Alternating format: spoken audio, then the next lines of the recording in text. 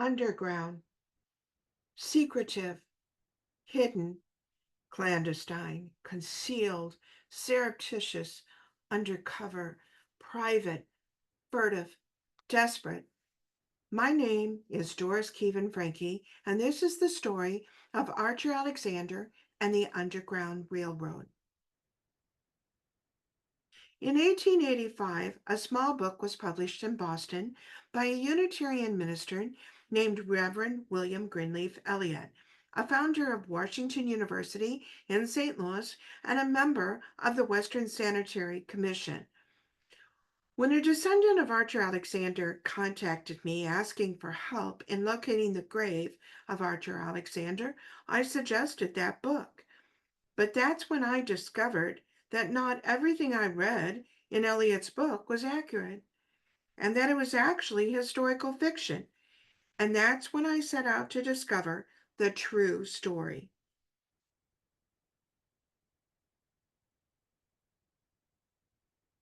He was actually born near Lexington in Rockbridge County, Virginia, in 1806 and brought to Missouri with 25 other enslaved people, including his wife, Louisa, and his son named Wesley in 1829.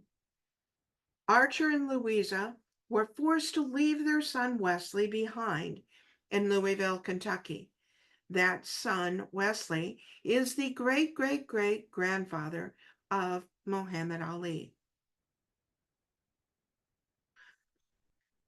Archer lived in Missouri for the next 30 years, living in St. Charles County. When he arrived, it was a slave state. In 1859, it was still a slave state. The only thing that had really changed was a huge influx of German immigrants to the state. The Germans were strong abolitionists and anti-slavery. They would fill the ranks of the Union Army, and Missouri would become a border state filled with both Confederate and Union troops in the Civil War. Times were very, very tense. In 1863, Archer's wife was enslaved by a man named James Naylor, a merchant on Darden Prairie, while Archer was the property of a wealthy young man named Richard Pittman.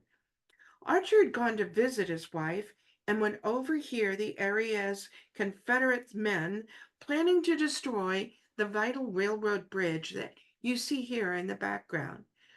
Archer would risk his life to inform the Union troops guarding the bridge on that cold, dark February night. This would infuriate the local men, and they were out to find Archer.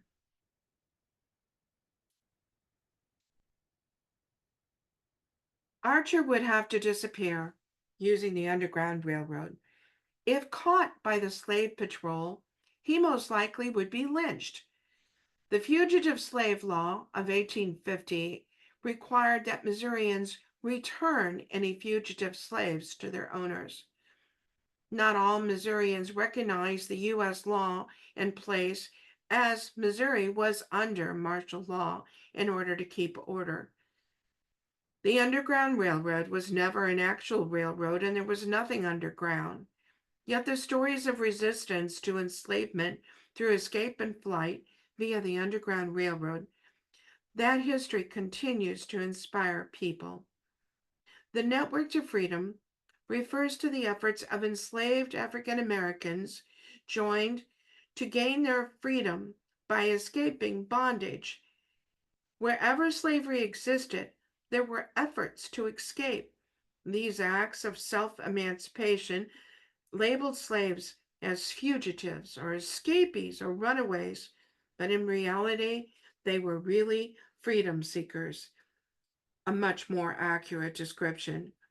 Many freedom seekers began their journey unaided, and many completed their self-emancipation without any assistance.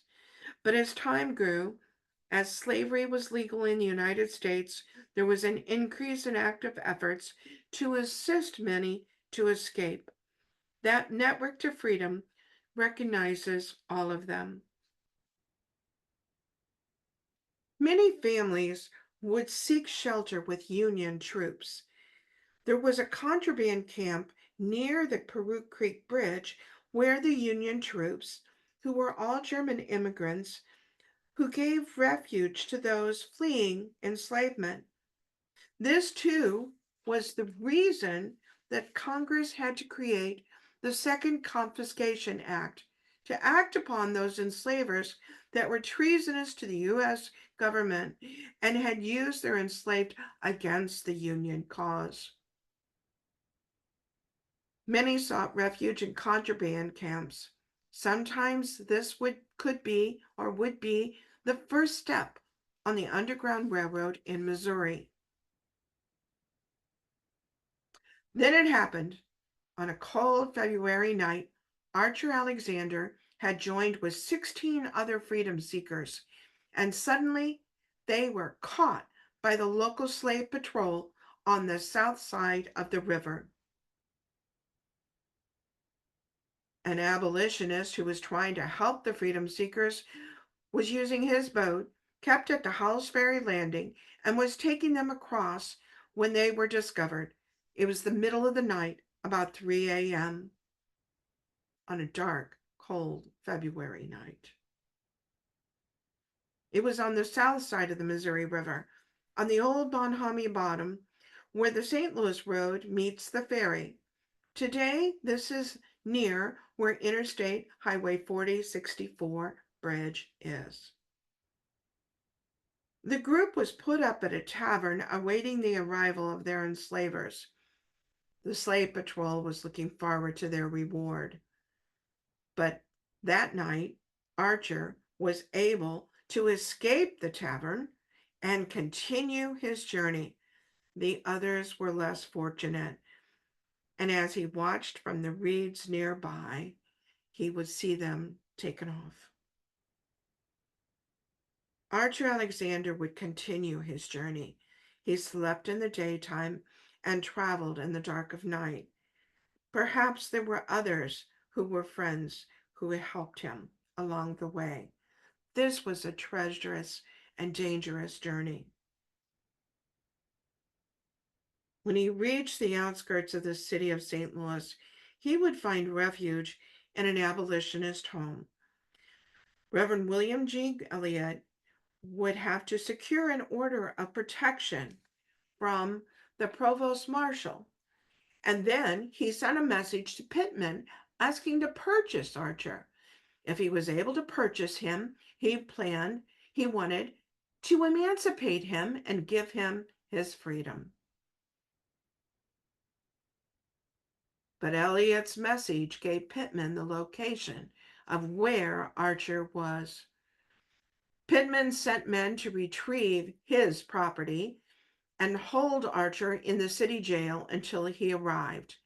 The men had beat Archer senseless, thrown him in the back of the wagon, handcuffed him, and placed him in the city jail.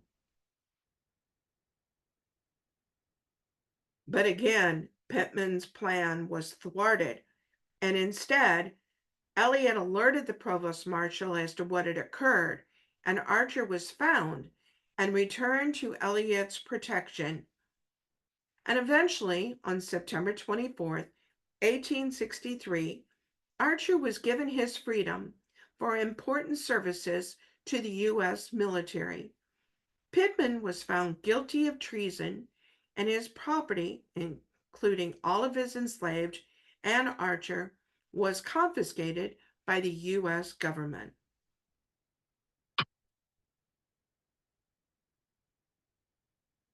Two years later, the Civil War would come to an end, and soon afterwards, though, President Abraham Lincoln was assassinated. Charlotte Scott, a formerly enslaved woman living in Marietta, Ohio, would give her first $5 earned in freedom to raise funds for a memorial to Lincoln. Quickly, the USC colored troops would donate over $12,000. And then, for Charlotte Scott's dream, the formerly enslaved gave even more. For a total of $16,000 was raised for the memorial. Today, That would be over $475,000. But the project was in danger of collapsing as the period of reconstruction was coming to an end. So in 1870, William Greenleaf Eliot would visit his friend from Boston, Thomas Ball, who was working as a sculptor in Italy. He told him about the memorial and the funds being raised by the formerly enslaved for the memorial. It was agreed that Ball would do the sculpture for the cost of the casting and donate it, but it was to include Archer Alexander as the enslaved man. Photographs were taken in St. Louis in 1870 of Archer Alexander and sent to Ball in Europe.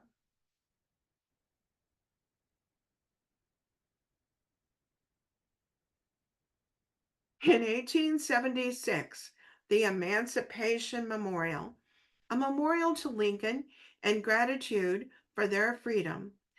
The memorial was dedicated before a crowd of over 25,000 formerly enslaved and by an entirely made up of African Americans. It was dedicated on the 11th anniversary of Lincoln's assassination in Lincoln's Park in Washington, D.C. In 1876, Archer would become a national icon and the face of freedom for many future generations.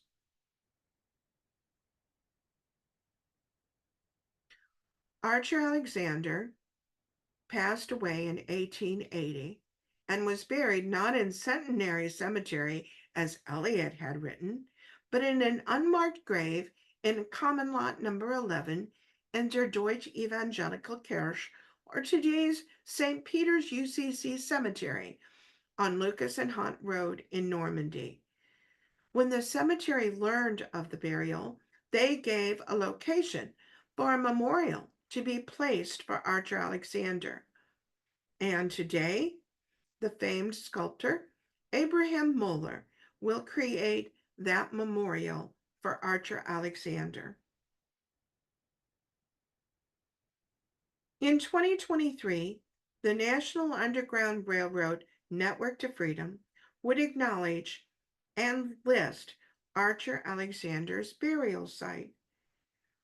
The National Park Service's program is to honor, preserve, and promote the history of resistance to enslavement through escape and flight, and continues to inspire people.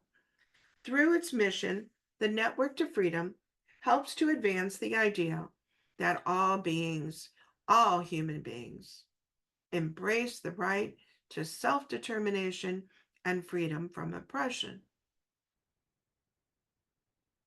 To learn more about the story of Archer Alexander or his memorial, see the website archeralexander.blog. Thank you.